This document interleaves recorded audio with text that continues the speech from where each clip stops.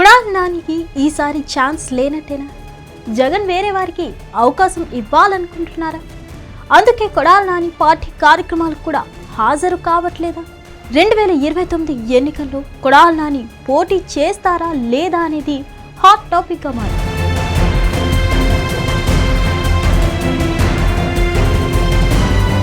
ఉమ్మడి కృష్ణా జిల్లాలోని కీలక నియోజకవర్గం గుడివాడలో వచ్చే ఎన్నికల నాటికి వైసీపీ తరపున ఎవరు బరిలోకి దిగుతారన్న ప్రచారం జోరుగా సాగుతుంది. మాజీ మంత్రి కొడాలి నాని జగన్మోహన్ రెడ్డి పార్టీ ఏర్పాటు చేసినప్పుడే తెలుగుదేశం పార్టీకి గుడ్ బై చెప్పారు. వైఎస్ఆర్ కాంగ్రెస్ పార్టీలో చేరిపోయారు. అప్పటికే ఆయన 2 సార్లు గుడివాడ నుంచి ఎమ్మెల్యేగా ప్రాతినిధ్యం వహించారు తెలుగుదేశం పార్టీ నుంచి. వైసీపీలో చేరిన తర్వాత జగన్మోహన్ రెడ్డి ఆయనకు ఎనలేని ప్రాధాన్యం ఇచ్చారు. 3 సార్లు ఆ పార్టీ తరపున పోటీ చేసి 2 సార్లు గెలిచారు కొడాలి నాని.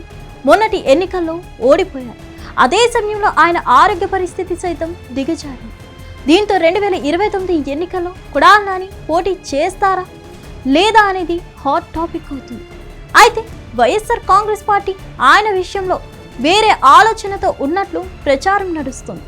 తెలుగుదేశం పార్టీ ద్వారా పొలిటికల్ ఎంట్రీ ఇచ్చారు కొడాలి నాని. 2004, 2009 ఎన్నికల్లో ఆ పార్టీ అభ్యర్థిగా పోటీ చేసి గెలిచారు.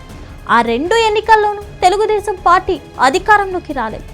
అయితే వైసీపీ ఆవిర్భావ సమయంలో చంద్రబాబు నాయకత్వాన్ని విభేదించి టీడీపీకి గుడ్ బై చెప్పారు కొడాలి నాని.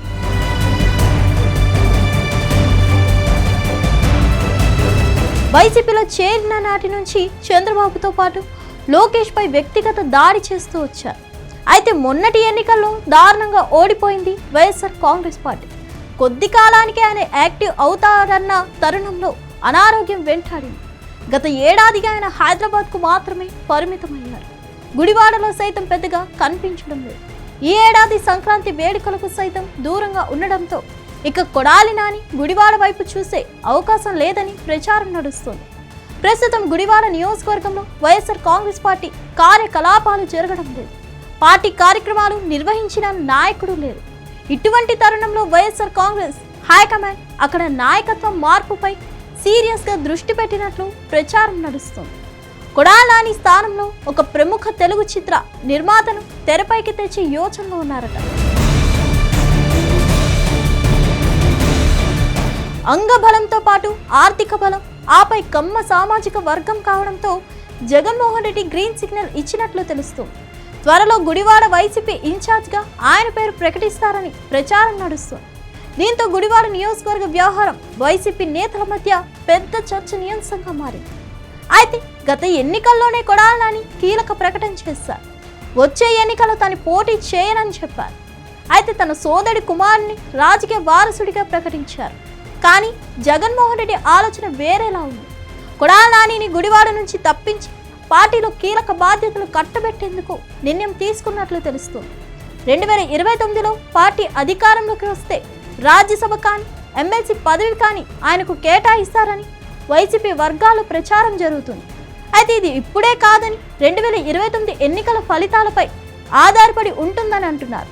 మరిన్ని అప్డేట్స్ కోసం stay tune to Hit TV. Hit TV app ఇందులో short news, live news, entertainment shows, movies, digital magazines తో పాటు మీ జిల్లా వార్తలను కూడా ఫ్రీగా చూడొచ్చు.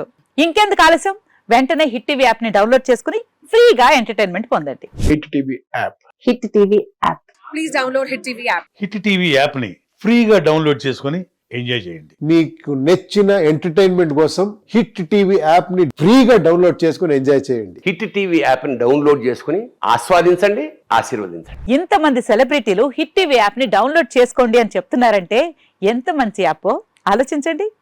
అమెరికా అమెరికా అమెరికా అమెరికాలో చదవాలనుకునే వాళ్ళకి విశ్వసనీయమైన పేరు మన శౌర్య కన్సల్టెన్సీ. UK లో 1 year masters, UK లో 1 year masters, 2 years work permit up to 5 years visa. Contact Saurya Consultancy. Contact 89851 89851.